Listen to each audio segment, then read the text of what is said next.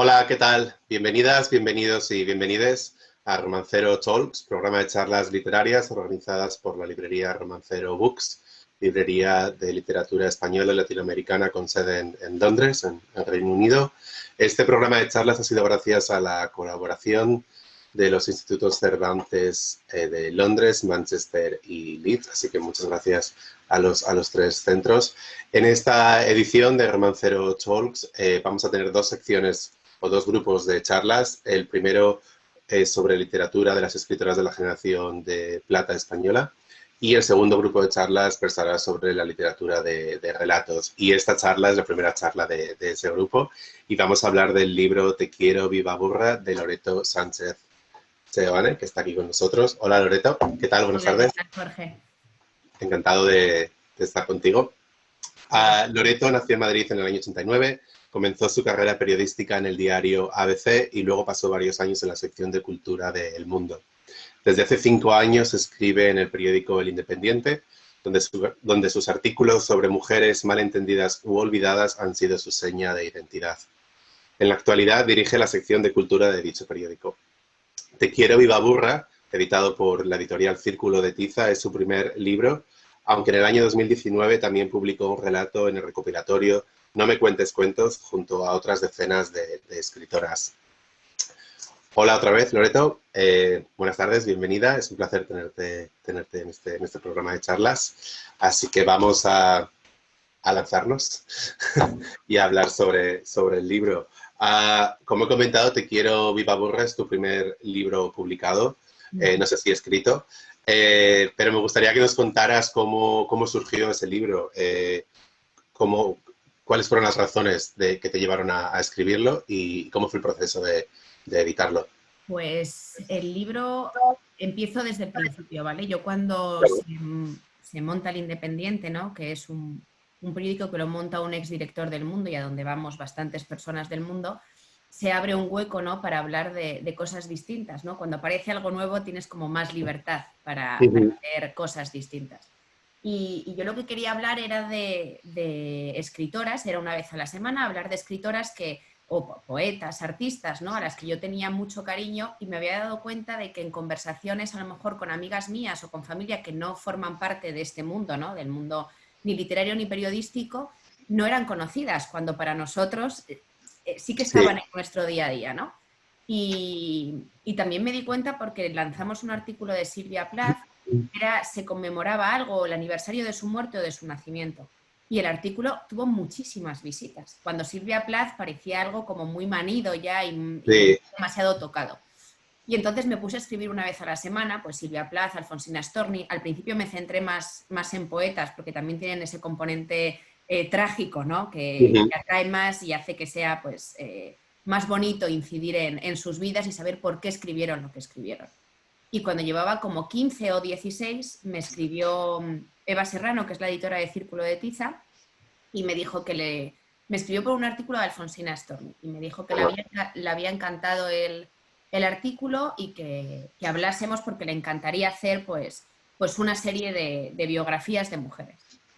Y todas las que tenía no valieron para nada, porque en el momento en el que yo me puse a investigar y a mirar, que también ha sido un libro que a mí me ha permitido investigar y descubrir, que es algo que me ha gustado mucho, me di cuenta de que había otras tantas de las que no tenía ni idea y en ese momento pues me empezaron a interesar más que claro. las que ya tenía escritas. Y nada, pues hicimos un recopilatorio de 30.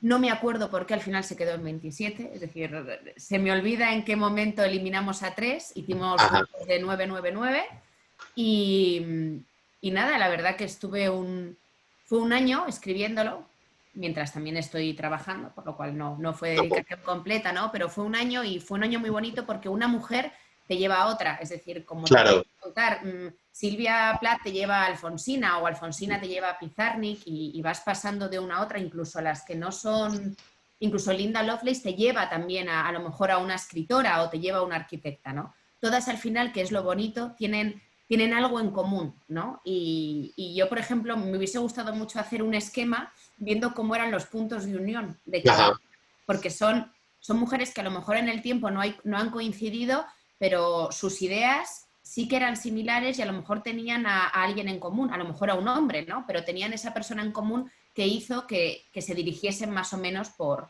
una senda similar. Ujú. Vale, gracias. Me gustaría que hablásemos de la lección del título Te quiero, viva burra, que está explicado en el libro, pero para las personas que nos están viendo, me gustaría que lo comentaras. Y luego también, porque el título es bastante directo, es fácil, pero wow, Es Te quiero, viva ambiguo, burra. Sí. es Eh, ambiguo. sí, me gustaría que Al explicaras también la principio historia nos dio un poco de miedo. de Yo Alejandra. se lo propuse a Eva y Eva me dijo, uff, si la gente no sabe de dónde viene, puede tirar Claro. hacia atrás, ¿no? Y le dije, bueno, pues es parte del atractivo, ¿no? Y también descubrir de dónde viene. Te quiero viva burra es una frase que Julio Cortázar le dice a la poeta Alejandra Pizarnik cuando ella le manda una carta diciendo que, bueno, tenían una relación muy buena, ¿no? Se carteaban a menudo, ¿no? Él la admiraba mucho Está a, explicado en el libro, sí. la admiraba muchísimo a Pizarnik, ¿no? Y cómo era como poeta, como escritora, y eran muy amigos. Pero en una de estas en las que no están juntos y se están carteando, ella le dice a él que no puede más, ¿no? Que su vida pues ya ha dejado de tener sentido, que es Ujú. todo una tristeza y una amargura brutal y que va a acabar con su vida. Él recibe esa carta tarde porque él había tenido un accidente. Entonces, cuando recibe la carta y él manda esa contestación, ¿no? En la que le dice, yo te quiero viva, y la última frase es, te quiero viva, burra. No llega a tiempo, ¿no? Ella ya se había suicidado, pero ese te quiero viva, burra, ese burra que parece despectivo, es un burra Es precioso, cariñoso. Sí. porque es un burra de no te estás dando cuenta de lo que eres Mm. y realmente el valor que tienes. Y me pareció que al principio dije, un libro de mujeres y el título lo dice un hombre, ¿no? Pero es ese hombre el que te dice, pero estás loca. Es decir, vales un montón, da igual lo que te digan los demás, tira hacia adelante, eres una persona Mm. maravillosa, una escritora maravillosa, una poeta maravillosa. Y todo eso va dentro de ese burra. Sí. Y creo que las define un poco a todas, ¿no? Es lo que engloba a todas. Son mujeres que siempre estaban luchando contra una sociedad, ¿no? Incluso muchas de ellas invisibles, que llegan hasta ahora por pocas cosas, pero que en su momento fueron fundamentales y decidimos olvidarlas, las borramos Mm. como si no hubiesen existido nunca y es como si las volviésemos a recuperar, las reviviésemos, las estamos resucitando y con ese te quiero viva burra creo que se englobaba muy bien A la todo. idea. Sí, sí, gracias. En el libro podemos leer la biografía de 27 mujeres, 27 mujeres artistas plásticas, científicas, escritoras, poetas, lo has comentado. Y el libro está estructurado en tres grandes grupos: invisibles, delirantes y vigas. Me gustaría que explicaras por qué esos tres grandes bloques. Pues Y si iban a fue entrar, difícil, y si fue difícil, claro, es que muchas pueden entrar en varios bloques, ¿no? sí, Entonces había que elegir, no quiero decir características, sino una línea, ¿no? ajá, Que la línea más fuerte que tuviesen, no más gruesa. Y en este caso, Invisibles son mujeres que tuvieron una importancia brutal en su época y de las que no nos acordamos, es decir, se quedaron en un auténtico segundo plano. Y no porque en ese momento a lo mejor no tuviesen repercusión, sino porque la historia no ha ido recuperándolas, entonces no han llegado hasta nosotros y tampoco han pasado tantos años. Luego están las vigas, que va un poco por allí, es decir, las vigas son mujeres que, igual que las invisibles, su trabajo no ha sido reconocido, pero no ha sido reconocido porque se ha dejado debajo del trabajo de sus parejas. Y fue algo que me llamó mucho la atención. Yo era con mujeres que al principio me enfadaba un poco porque decía, joder, pero ¿cómo permitiste? Claro, hay que estar en el momento, en la claro, situación. Y era una época en la que si alguien tenía que brillar, si alguno tenía que brillar, era el hombre, era más fácil, ¿no? Para el hombre brillar, por lo que ellas lo que hicieron fue esforzarse para levantar aún más a su sí, marido, a su pareja, a su compañero. Y luego delirantes, a mí son las que más me gustan. Tienden a ser, la mayoría son poetas, lo que te decía antes, ¿no?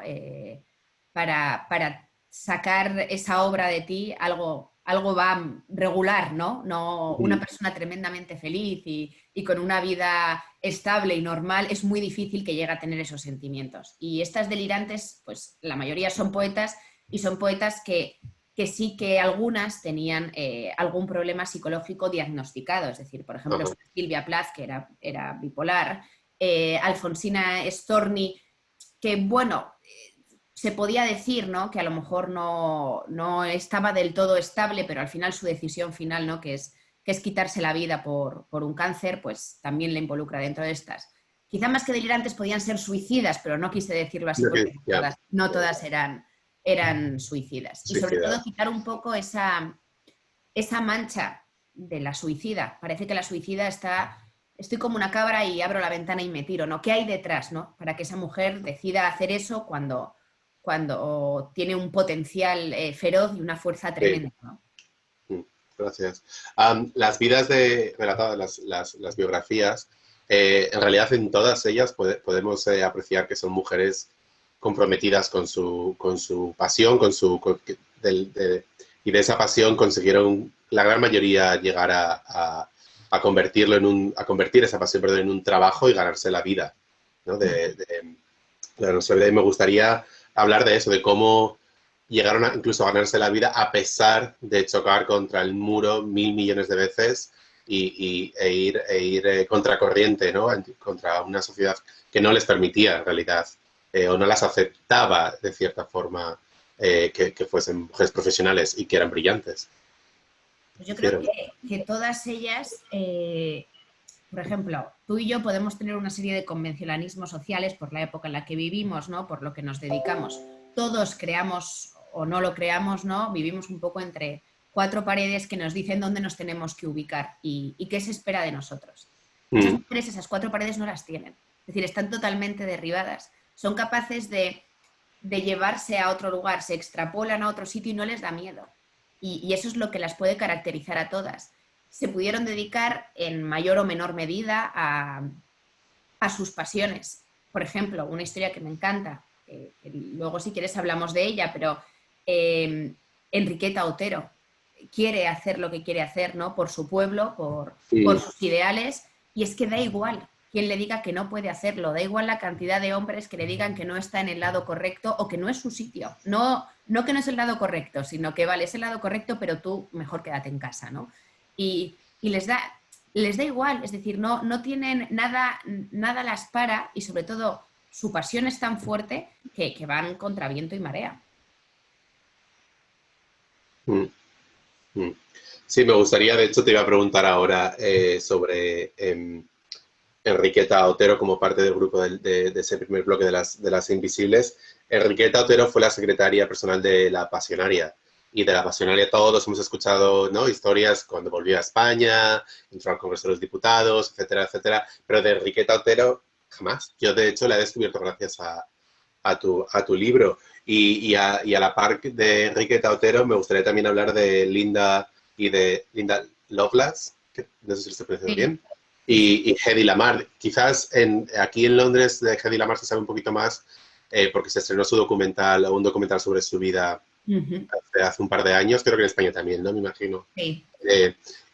Pero sí que es cierto que estas dos actrices, cuando quisieron ser algo más que actrices, se las ignoró, ¿no? Se las borró no se les dio la oportunidad, por decirlo así, y las dos escribieron, produjeron, y Hedy Lamarr, bueno, es la inventora del Wi-Fi. Gracias a ella estamos aquí, esta charla, estamos aquí, exacto. Sí, bueno, yo creo que son dos mujeres distintas. Yo quise poner a Linda, por ejemplo, la primera en el libro. Linda es una actriz porno.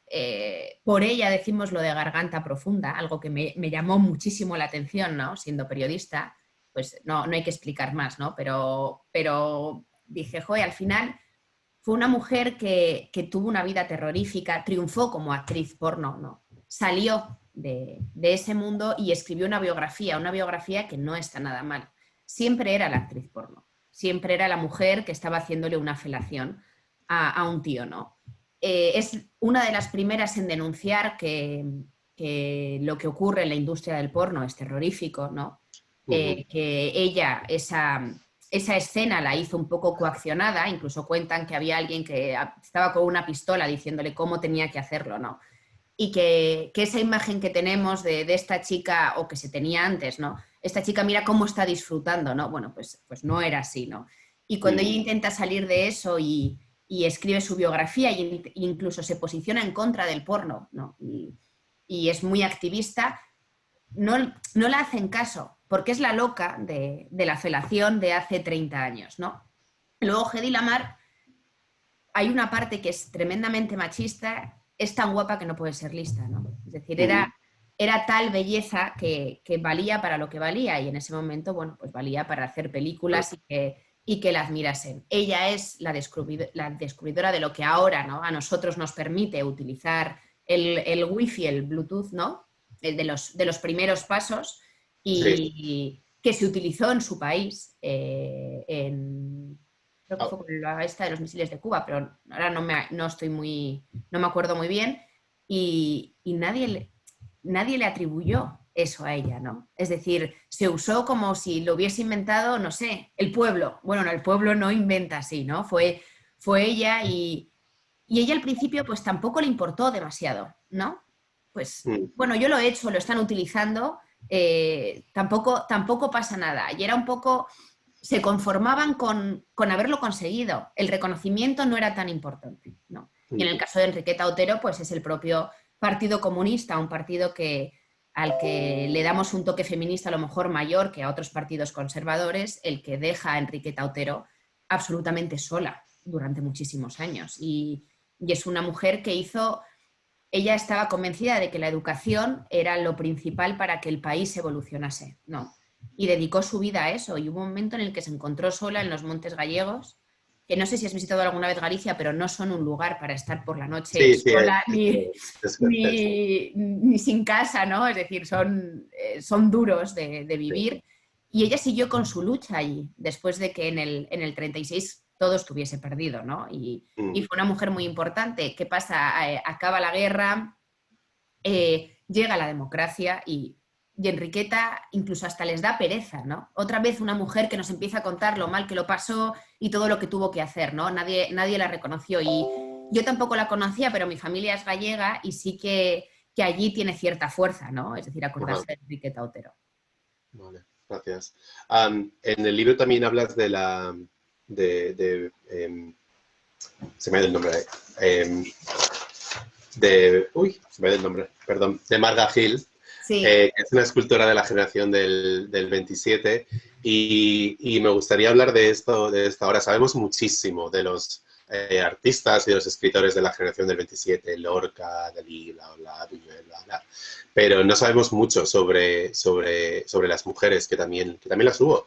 Y sí que es verdad que sobre las artistas plásticas cada vez se está sabiendo un poquito más, son medios Baró, Maruja Mayo, María Blanchard. De hecho, María tuvo una retrospectiva en el Reina Sofía, ¿no? Hace unos años.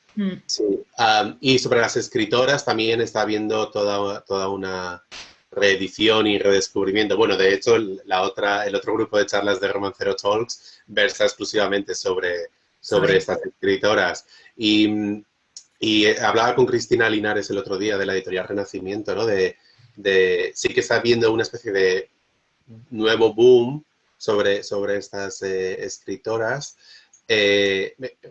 Gracias, menos mal, ya era hora, pero ella decía que hay muchísima obra de ellas que a día de hoy, en el 2021, todavía no ha sido publicada en España, cuando fue publicada en Argentina o en México hace 60 o 70 años, ¿no?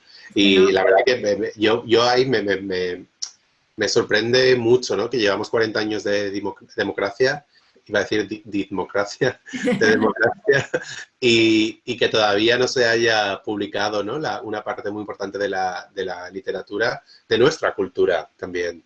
Y la verdad que cuando hablas de Marga Gil, perdón, me sorprendió mucho porque es una escultora de la que nunca había escuchado, de la que no tenía noticia de su obra ni de su persona.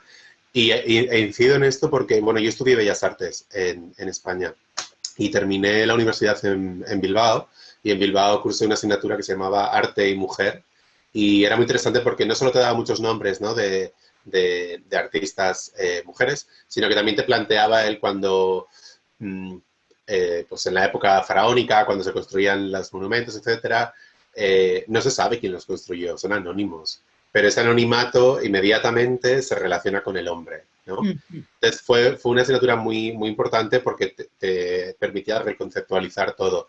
Pero bueno, incluso en esa asignatura jamás escuché el nombre de Marga Gil. Al final fue, es que no sé si poder decir ni una mujer, ¿no? Murió siendo muy niña, Bueno, era sí. muy joven, era muy joven. Lo que pasa es que despuntó desde el primer momento. Es decir, hay gente que nace con un don y creo que Marga Gil nació con ese don y su madre lo supo ver muy rápido y la encauzó, ¿no? Ya rápidamente cuento una anécdota que le intentan poner un profesor para, para que vaya modulando, ¿no? Lo que ella sabía, era autodidacta.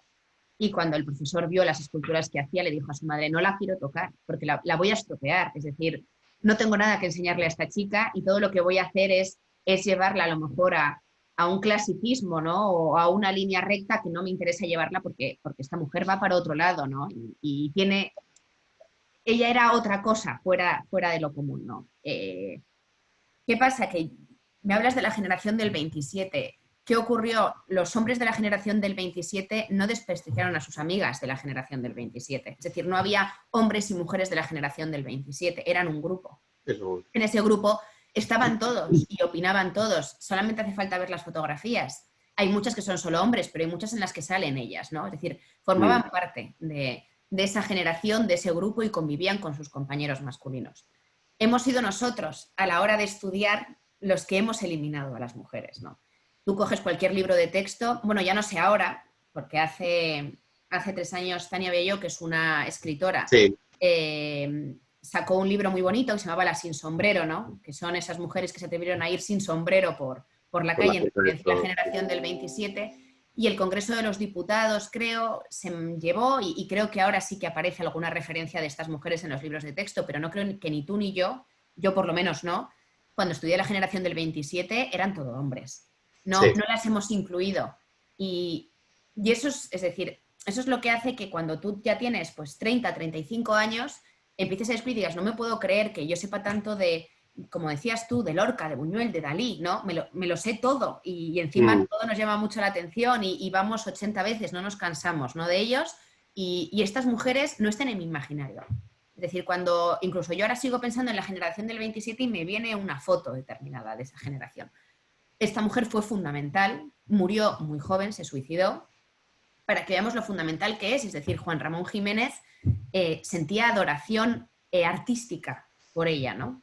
Y fue muchas veces no su mentor, pero sí quien la empujaba, ¿no? Para que continuase. ¿Qué pasa? Que esa relación con Juan Ramón Jiménez de tutor-alumna acabó pues en que Marga Gil se enamoró locamente de Juan Ramón Jiménez y se acabó suicidando porque el amor no era correspondido. Dicen que Juan Ramón Jiménez cargó con esa muerte toda la vida, tanto él como su mujer, que en la entrada de su casa tenían hasta un aparador con las esculturas que les había hecho Marga, con los últimos textos que había escrito Marga, y volvemos a lo de antes, es decir, una mente maravillosa tiene un lado oscuro siempre, y en este caso, pues Marga tuvo ese lado oscuro y se la llevó muy pronto, porque si no recuerdo mal, no quiero meter la pata, pero creo que tenía 19 años cuando se suicidó Marga Gil. Pero vamos, sería una mujer para estudiar cómo es, sería lo que llamamos ahora una niña prodigio, ¿no? Sí, exacto. Sí, sí, con 19 años todo lo que llegó a producir, a Claro. crear, ¿no? Y siendo autodidacta, además. En el libro, disculpa, también habla sobre otra artista plástica española, otra vez, de la que yo no conocía, y ella es Patricia Gadea. Y la verdad que gracias a leer el libro, pues me he ido a Google, he visto su obra y, jolín, me desconcierta otra vez, ¿no? Es un artista que murió en el 2006, ¿no? Que murió antes de ayer. Relativamente poco, sí. O sea, antes de ayer. Yo ya estaba, disculpa, yo ya estaba en la universidad, ¿no? Estudiando Bellas Artes. Y, si te digo la verdad, no recuerdo para nada a esa artista, mencionarla, ni tan siquiera en historia del arte. Y es una artista plástica que vivió en los 80-90, murió en el 2006 y hasta hace muy poco no hicieron una retrospectiva de ella en la Reina Sofía, de lo que hablas en el libro, que causó sensación y gente muy joven se enamoró de su obra, ¿no? Y ha tenido como una especie de reboom. Y me Claro. gustaría hablar de esto, sí. A mí el personaje de Patricia Gadea me fascina. Me parece una mujer increíble. Forma parte de ese movimiento, ¿no? de la movida madrileña en que todos eran, dentro de ese grupo, ¿no? Mucho más libres. No ponían fronteras, ¿no? Fue una mujer que empezó muy, muy pronto, ¿no? Como artista y es decir, toda su obra se queda paralizada cuando ella se pone enferma, ¿no? Es una mujer que está enferma y se paraliza. Ella sigue creando, pero claro, al final tiene unos collages maravillosos, pero está creando casi en la indigencia, ¿no? Cuidaba de gente mayor en una residencia, creaba, pero ya estaba bastante mal. Lo mejor de Patricia Gadea, dentro de toda su vida horrorosa, lo mejor es que es su exmarido, que ya estaban separados, ¿no? El que cuando muere ella dice, esto no puede quedar así, es decir, Patricia Gadea no la podemos conocer 4, tiene que ser más conocida y es el que se empeña y se empeña en hacer esa retrospectiva del Reina Sofía y el que consigue que la hacen, es decir, es su exmarido, es un hombre otra vez tirando de una mujer para que sea reconocida. Y es precioso como el director del Reina Sofía en ese momento se quedó alucinado porque lo que iba es gente joven y gente joven que se quedaba flipando con la obra de Patricia Gadea. Entonces, al final, lo que te das cuenta es no se ha quedado en el olvido porque la gente no le guste. No. Es decir, hay otras 1000 razones. Resulta que cuando la sacas, le das visibilidad, ¿no? Y la pones ante los ojos de los demás, deslumbra. Y eso es lo bonito de la historia de Gadea, dentro de que es una historia trágica y triste. Y dura. Gracias. En el tercer bloque, que se denomina Las Delirantes, hablas sobre Dora Maar, que es fotógrafa, artista, y que ha sido la mujer que ha estado eternamente a la sombra de Picasso, o una de las mujeres que ha rodeado a la gran figura de Picasso. De las 250. ¿No? Y la verdad que aquí en Londres, en el año 2020, la Tate Modern hizo una retrospectiva de Dora Maar, pero bueno, empezó la pandemia, entonces fue bastante complicado ir a verla, pero me gustaría hablar de la obra y de la vida de Dora Maar. Pues, hombre, de Dora Maar, quizás su obra más visible sea las fotografías del proceso creativo del Guernica con Picasso. Es triste porque otra vez en su obra más visible es Picasso el protagonista de la obra, ¿no? Ella fue una mujer que conoció a Picasso, quizá la fuerza creativa de Picasso la llevó a superarse cada vez más, mientras Picasso le decía que la fotografía era un arte menor, ¿no? Que no era lo mismo, ¿no? Sus cuadros que sus fotografías. Ella continuó y lo hizo muy bien. ¿Qué problema tuvo Dora Maar? Que Picasso la deja. Ella queda absolutamente destrozada y muere sola, pasa muchísimos años sola y muere sola. Entonces, recuperar a Dora Maar fue complicado porque cada vez que la tienes que recuperar, otra vez el nombre protagonista vuelve a ser Picasso. ¿No? Porque Picasso manejó tanto su vida que es imposible separarlos a los dos, ¿no? Entonces siempre está Dora Maar, Picasso, y aunque yo te quiero explicar a Dora Maar en solitario, te tengo que decir que su gran fuerza la cogió por una necesidad de deslumbrar al pintor y que dejó de trabajar porque el pintor la abandonó. Entonces sí que están relacionados. Aquí la lectura que creo que hay que hacer más allá es ese Picasso, ¿no? Que no manejaba bien, la verdad, sus relaciones personales. Estoy totalmente a favor de dividir al autor y la obra. Creo que no hay que valorar una obra por cómo se comporta el autor. Me parece totalmente erróneo y creo que perderíamos más nosotros que el propio autor, tanto escritor, pintor, ¿no? O cineasta, etcétera. O cineasta, etcétera, ¿no? Pero en este caso, la verdadera historia es cómo Picasso acabó con una chica que era tan fuerte, tan segura de sí misma, ¿no? y que tenía tanto talento y acabó con ella al final con una especie de maltrato psicológico, ¿no? Que tiene que decir así. Sí, gracias. Bueno, he comentado ya un par de veces que leyendo tu libro, o gracias a leer tu libro, he descubierto y aprendido sobre la vida de mujeres que no conocía.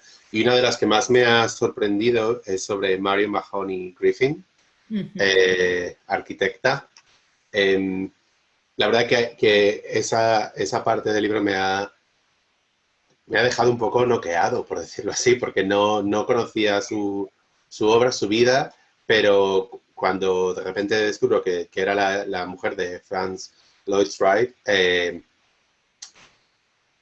bueno, es que trabajaron codo con codo, mano a mano, y jamás, ¿no? Jamás he escuchado sobre ella. Y aquí en Londres trabajo en estudios de arquitectura, ¿no? Llevo 10 años y jamás he escuchado el nombre de Marion. Y nada, me gustaría que hablaras. En este caso fue una decisión de ella, que tú no Sí, hayas escuchado su nombre, ¿no? Es decir, ella se da cuenta de que como mujer le cuesta muchísimo más llevar a cabo proyectos, perdón, no llevarlos a cabo, sino que se los pidan a ella y que esos proyectos lleguen a buen puerto, ¿no? Necesitaba siempre que hubiese una figura masculina como que avalase su trabajo. Ella era mucho mejor que su marido, al principio por lo menos. Su marido se quedó absolutamente deslumbrado con el talento de esta mujer, ¿no? Con una arquitecta muy potente, pero ella se casó con él y a medida que pasaron los años se dio cuenta de que si firmaban ambos, el proyecto funcionaba peor que si firmaba él solo, aunque el proyecto fuese de los dos, ¿no? Entonces es una decisión propia de decir, bueno, pues somos un matrimonio, fírmatelo tú. Y bueno, vamos a estar los dos lo diseñamos, los dos acudimos al proyecto, los dos trabajamos en el mismo proyecto, pero mejor que la cabeza o la cara que se ve sea la tuya, porque así el proyecto funciona mejor. Era un poco lo que hablamos antes, ¿no? Es decir, mujeres con muchísimo talento, pero que la sociedad, por ser mujeres, piensan que lo va a hacer peor a lo mejor que un hombre y se ocultan detrás, ¿no? Son la sombra que hay detrás. A mí fue una mujer que me enseñó mi hermano, que es arquitecto y también se quedó como tú. Dijo, me la he encontrado y estoy choqueado diciendo, pero ¿cómo es posible que todos estos proyectos, ¿no?, de su marido tengan absolutamente su sello de identidad y yo no lo haya visto y nadie me haya dicho que esta mujer está aquí, ¿no? Bueno, es que es algo que, y vuelvo otra vez a la universidad, es algo que ni se comenta, ¿no? No se estudia en las universidades. Quizás ahora sí, te estoy hablando de hace 10 años Claro. o 12 años cuando nosotros estábamos en la universidad. Espero que haya cambiado, por lo menos. Hombre, tú has comentado arte, que tenías arte y mujeres, eso te dice todo. Es decir, cuando en una carrera hay una asignatura que es arte y mujeres, es porque el resto de asignaturas de la carrera no están No metidas, vale, ¿no? claro, sí. Bueno, y de hecho era optativa, ¿eh? No era ni tan siquiera obligatoria. En el libro también hablas sobre María Teresa Toral, científica española, y otra vez una mujer que he descubierto gracias a la lectura del libro. Ella fue una científica española, como he dicho, que fue condenada por el franquismo durante la dictadura a prisión, a cadena perpetua, incluso muerte, pero gracias a las dos hijas de Marie Curie, Irene y Eve, que vinieron a España, o que fueron a España, perdón, para el juicio, para presionar internacionalmente, eso doblegó a Franco y María Teresa pasó 2 años en prisión en vez de una cadena perpetua. La verdad, y vivió hasta el año 94. Me interesa mucho esta historia, no solo porque logró sobrevivir y no estar muchos años en prisión, sino cómo dos mujeres, ¿no?, internacionales lograron doblegar al régimen, ¿no?, a la dictadura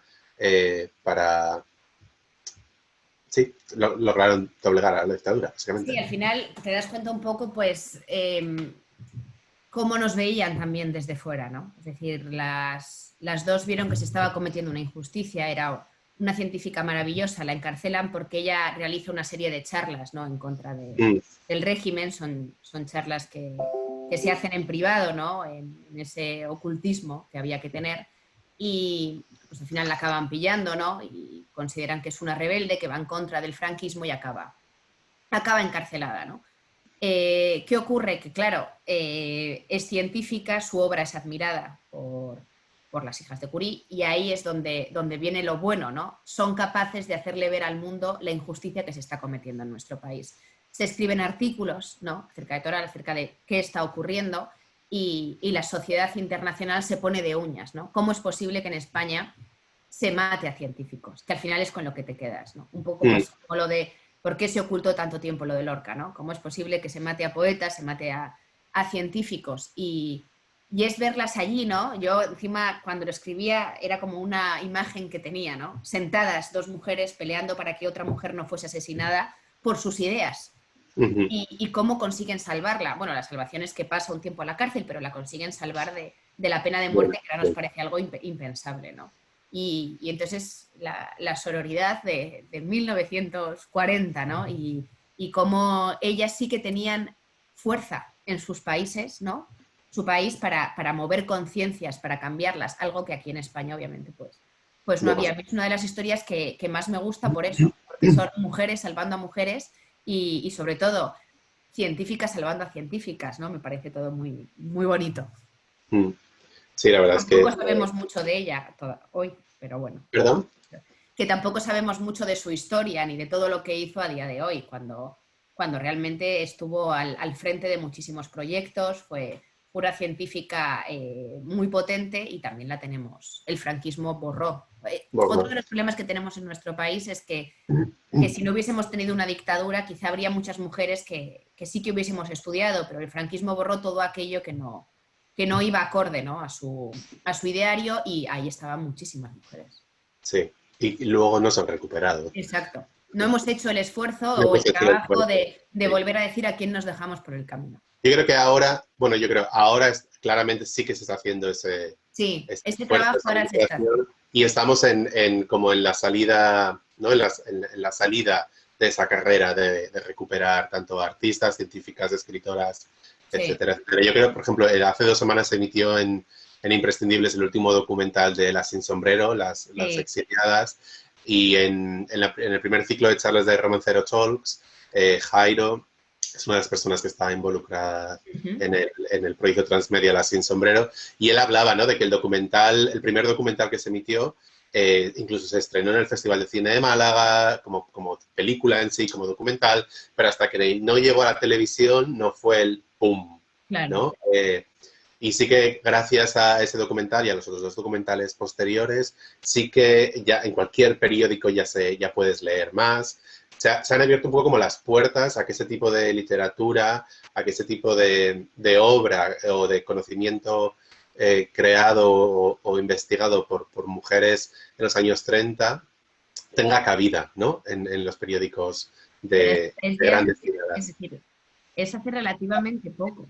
Sí, hace 5 años. 5 años atrás, cuando empieza esto, que hay mucha gente que dice, el boom de las mujeres.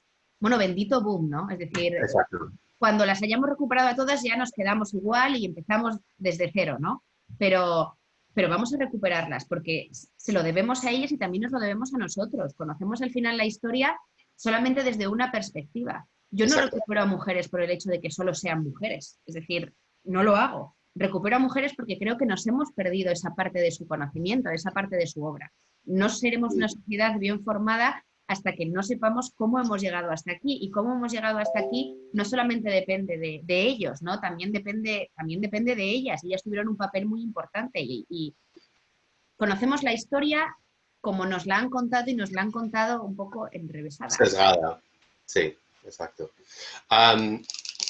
Me gustaría terminar este recorrido biográfico o de biografías con la historia de Gerda Taro, fotógrafa de la Guerra Civil Española que murió aplastada por un tanque. Y me gustaría hablar de Gerda porque en el libro de Memorias de la Melancolía de María Teresa de León, que es uno de los libros que forma parte del otro ciclo de charlas, sí. María Teresa habla de Gerda Taro y la relación de amistad y de cariño que tenían, y de hecho describe con una belleza y una sutileza fantásticas cómo murió Comrio Yerda, pero lo que me interesa de ella es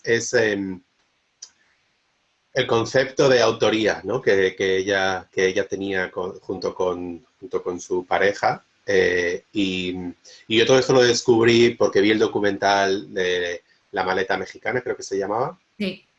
Se emitió aquí en el Cervantes de Londres hace unos años y la directora vino y hubo un coloquio. Pues entre eso, tu libro, María Teresa, me gustaría contextualizarla y sobre todo hablar del concepto de autoría que ella tenía cuando hacían las fotografías y luego cómo ese concepto se diluyó porque la otra mitad de la autoría decidió ponerlas a su nombre. Al final es capa, ¿no? Es decir, todo el mundo lo conocemos, los conocemos, hay que decir. Y sí, bueno, es otro ejemplo de... Ellos lo que hacen es que se inventan un nombre, ¿no? Un nombre para poder vender sus fotografías. Tenían nombres que no eran muy llamativos, que se podían relacionar un poco con nombres judíos y lo que hacen es inventarse un nombre para que sus fotografías se vendan mejor, ¿no? Un nombre artístico, lo podemos llamar. Sí. Y son él y ella, y las fotografías son tanto de él como de ella. ¿Qué ocurre? Que ese nombre es masculino, pasan los años, muere Taro, ¿no? Una muerte terrorífica en nuestra guerra civil, y eso sigue siendo capa, y se relaciona con su marido.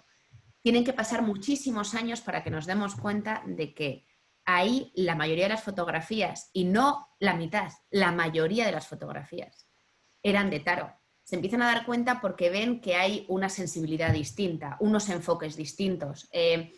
Cómo ella miraba, ¿no? Incluso dicen que la foto del miliciano puede ser suya, ¿no? Por cómo está el enfoque hecho, ¿no? No sé mucho de fotografía, pero los expertos ven a través de cómo enfocaba lo que querían transmitir, ¿no? Uno quería transmitir a lo mejor más dolor, el otro quería transmitir pues otro tipo de situación, ¿no? Y ven que la mayoría de las fotografías las ha hecho Taro. Y se nos olvidó, es decir, él la dejó de lado porque decidieron que cada uno seguía su lugar, porque se separaron, ¿no? Una decisión de ella, se separaron, y nunca lo habíamos pensado. Y resulta que las grandes fotografías, capa, es decir, que lo tenemos así, son de ella, son de ella. Entonces, a mí eso fue también cosas de las que parte de eso es por lo que hice el libro, ¿no? Es decir, te quedas bastante pegado, ¿no? con estas situaciones. Sí, sí, completamente. Es decir, Robert Capa era una mujer, entonces, pues bueno, eso es muy llamativo, ¿no? Completamente. Bueno, y además recomiendo ver muchísimo el documental La maleta mexicana, que es interesante. Loreto, me gustaría, antes de terminar esta charla, con que nos contaras en qué otros proyectos estás metida. Si tienes algún proyecto ¿estás escribiendo? Si has escrito algo. Bueno, Sí. escribo bastante, pero por ahora no considero que nada de lo que escribo se lo pueda mandar a nadie. Pero ahora estoy muy centrada en el trabajo. Estoy haciendo ahora una serie de reportajes sobre patrimonio cultural abandonado que me están gustando muchísimo. Y ¿Estás publicando? Estoy publicando, si no es una vez a la semana, es una vez cada 15 días. Ajá. Y es patrimonio cultural español que hemos ido abandonando, ¿no? Y que se va cayendo y que va a ser muy difícil luego, ¿no? Recuperarlo. Y estoy bastante centrada en eso. Escribo en el más Independiente, ¿verdad? En el Independiente. Escribo más como literariamente escribo más como hobby que como para enseñárselo a alguien por ahora. Ajá, vale. Bueno, seguro que veremos algo pronto. Mi pareja también es escritor y no me deja nunca leer nada de... No, da un poco de apuro, ¿no? Sí, describe como... Sí. Bueno, muchísimas gracias, Loreto, por esta charla. Os recomiendo leer este libraco, Te quiero viva burra, de Loreto Sánchez Seoane, editado por Círculo de Tiza, editorial. Una editorial que tiene unos libros, no solo unos libros fantásticos, la verdad. Por cierto, no hemos hablado nada de la editorial, pero es una editorial que descubrí gracias a tu libro y tengo bastantes libros ya de Círculo de Tiza. Es una maravilla cómo lo cuidan todo y sobre todo la libertad que dan al autor. Yo me pudo dar alguna que otra sugerencia, pero constantemente con la frase de, por Dios, es una sugerencia, el libro es tuyo, lleva tu firma, como tú consideres, bueno. cómo creen además en los libros que publican, la ilusión que ponen y los descubrimientos que hacen, porque no sé si has leído Feria. Sí, bueno, no lo he leído porque cada vez que lo traigo se va. Claro, es que es esto, es decir, una chica jovencísima que escribe su primer libro, esta editorial, que es una editorial por ahora pequeña, por decirlo de alguna manera, se fija en ella y es el pelotazo del año, ¿no? Es decir, buscan talento y el ejemplo claro es Anaïs Simón, que ahora mismo está siendo una de las escritoras del año con ese libro que es Feria. Pero la verdad que es un gusto escuchar que hay editores, ¿no? Y hay editoriales que os tratan así de bien. Así que me alegro. Bueno, muchas gracias otra vez, Loreto. Muchísimas gracias a los Institutos Cervantes de Londres, Manchester y Leeds por su apoyo, su colaboración y la verdad que sin ellos no hubiese sido posible organizar estas charlas de Romancero Talks. Así que muchísimas gracias a sus directores y a todo el equipo que está trabajando en esos centros, que es un gusto trabajar con ellas y con ellos. Nos vemos muy pronto en la siguiente charla de escritoras de la Edad de Plata de la literatura española. Que tengáis buena tarde. Hasta luego. Chao. Adiós, Jorge.